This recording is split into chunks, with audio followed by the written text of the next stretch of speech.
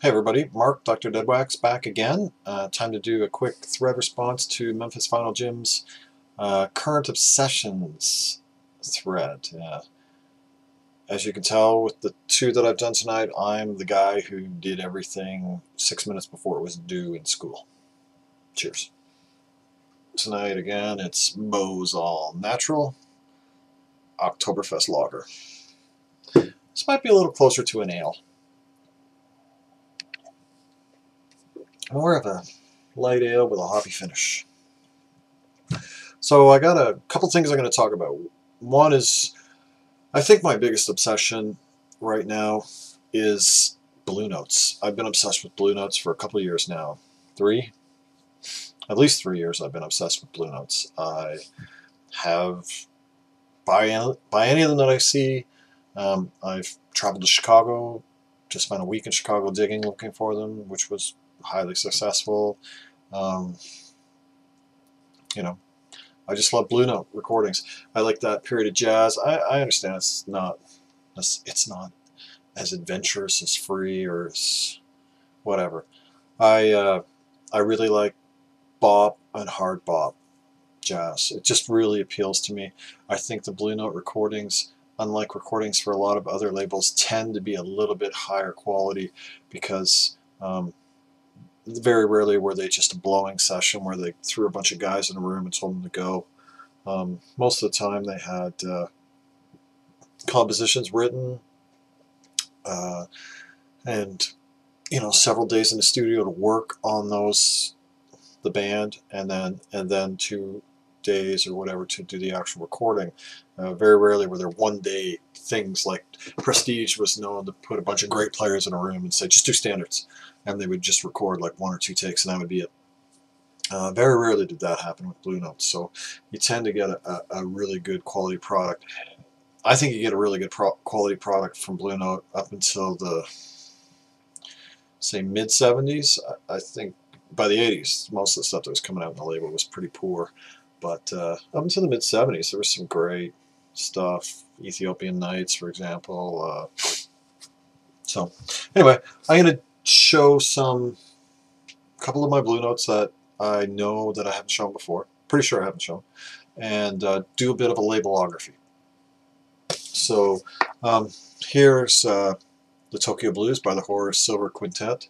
This is a Blue Note 84110.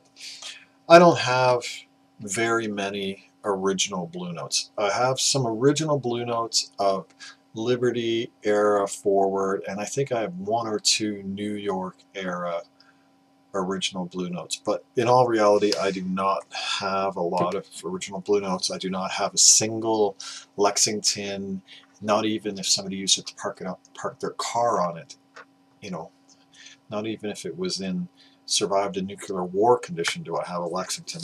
So I can't even show you an example of that. But here is a New York. Now this is not a first pressing of Tokyo Blues. This is a later pressing, but here's a New York USA label. So this is a little farther down the life of Blue Note labels. There was Lexington, there was 63 or something West New York, and then there's the plain New York. So this is the plain New York label. I think this is a second pressing of Horace Silver's Tokyo Blues. This record's in okay condition. It's got a scratch on it. It's got this weird spot about this big of scratches that go in all kinds of different directions. It's like somebody left the record out, threw it on a pile, and there was like a piece of something here, and then as stuff got thrown on and off, that piece just ground in all different directions and totally scratched the shit out of this one spot. So there's this like 5-minute period on this record where it just tickety-ticketies and all kinds. It's not a repeating tick, it's like this scattered non-linear ticking. It drives you crazy. So that's in New York. Here's another. I love Horace Silver, so you're going to see a lot of Horace Silvers here. Finger popping with the Horace Silver Quintet. This is original in shrink. Again, this is not an original pressing, but this is a BLP 4008. But this is still in shrink. It's got the stereo sticker on it. And this is a Liberty, I believe. Yeah, this is a Liberty. So after the New York Blue Note was sold to Liberty Records, and this was the first label that Liberty Records used. So this is Blue Note, a division of Liberty Records. All of these have, all of these still have, this has the beaded rim, like a coin. All of these still have Van Gelder. Everything I'm going to show you has Van Gelder and the Deadwax. I love these Liberty pressings. These Liberty pressings are cheap. I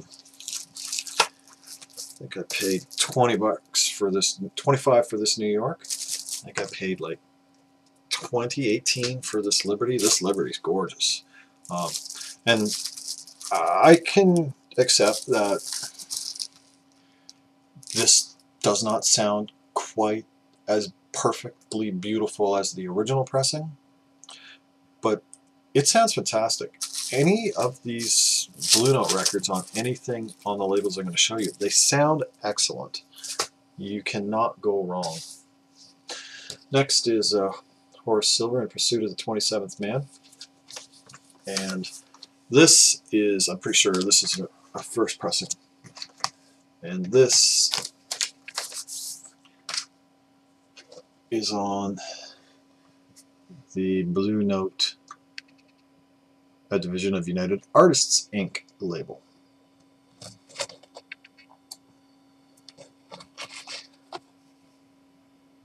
So that's that label.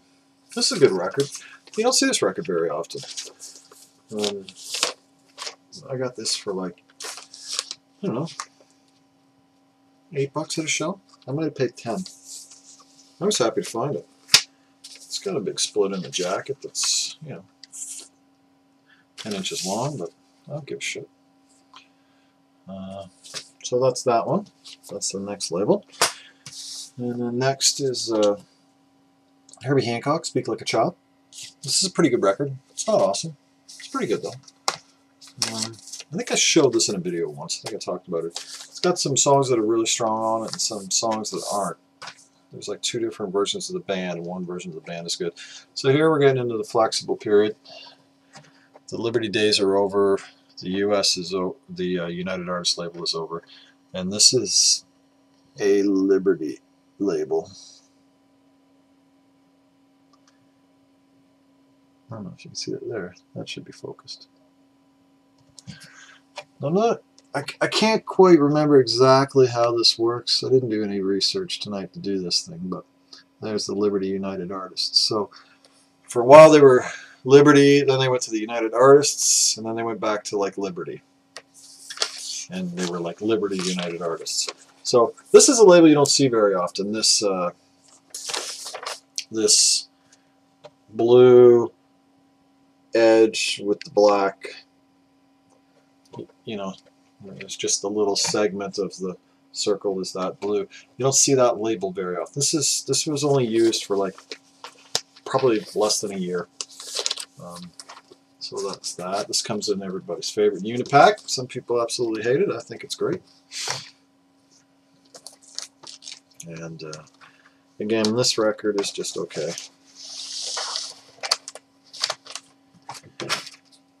Next is, I showed this just recently, Joyride, Stanley Turrentine. Now this is in the solid blue black B label.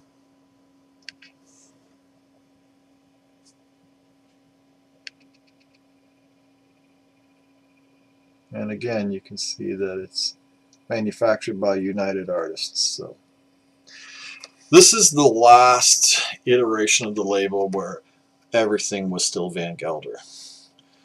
There's another label that's blue, solid blue with a white B, and not all of those are Van Gelder. So again, these sound great. You find a nice clean copy of this, and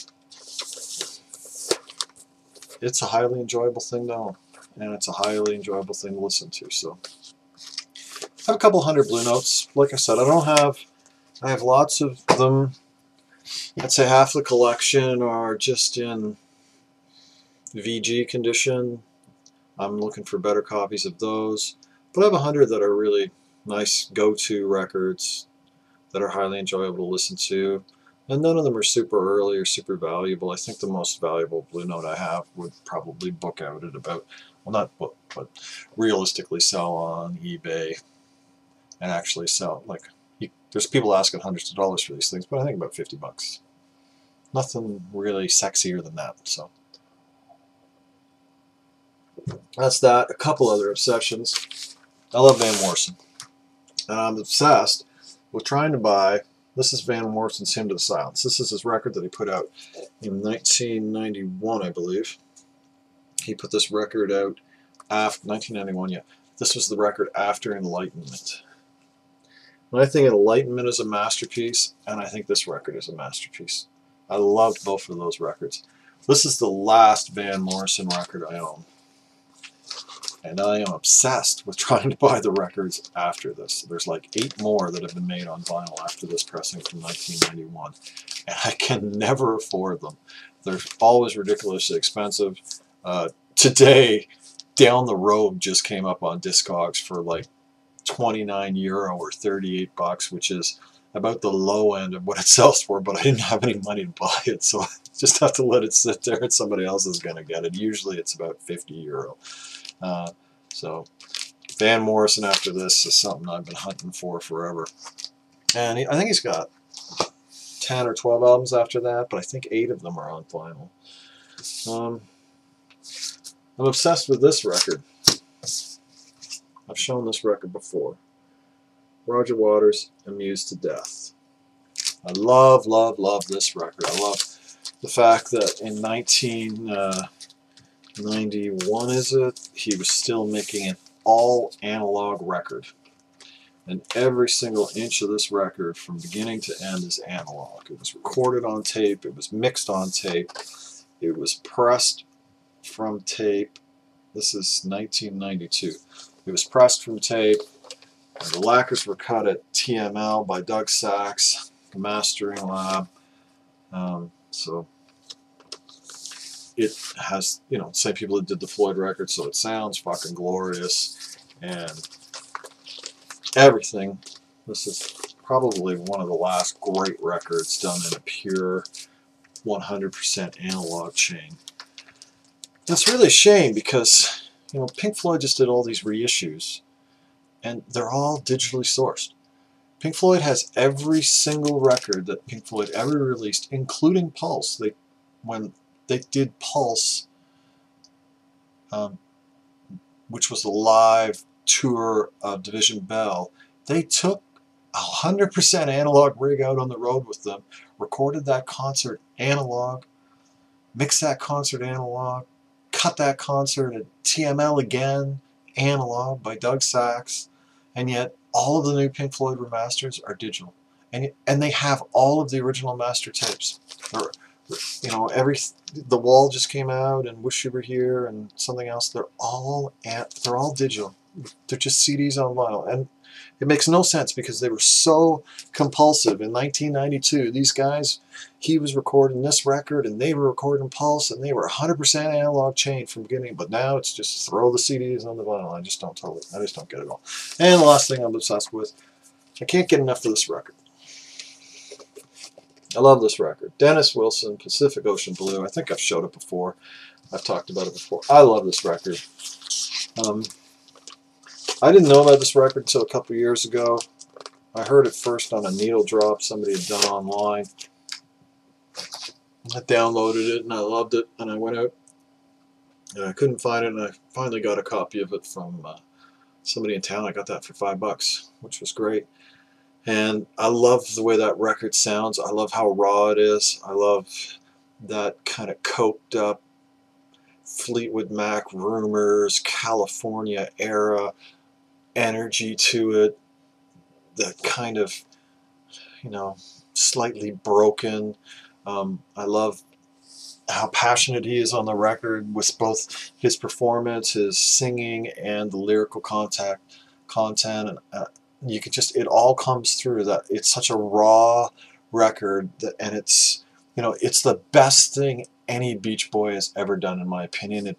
It blows Pet Sounds out of the water. It's passionate, it's real, it's raw, it's got great energy. It sounds pretty good. It's not, I gotta say, it's not the best sounding record, but you know, it's got everything else going for it, so it doesn't have to be the best sounding record. So anyways, Jim, Mrs., those are some of my obsessions. I could have done them all individually and got 42 entries, but I thought I'd just do them as one because, well, you know, I'm lazy and I do everything at the last minute. So have a great day, everybody. Keep your records spinning.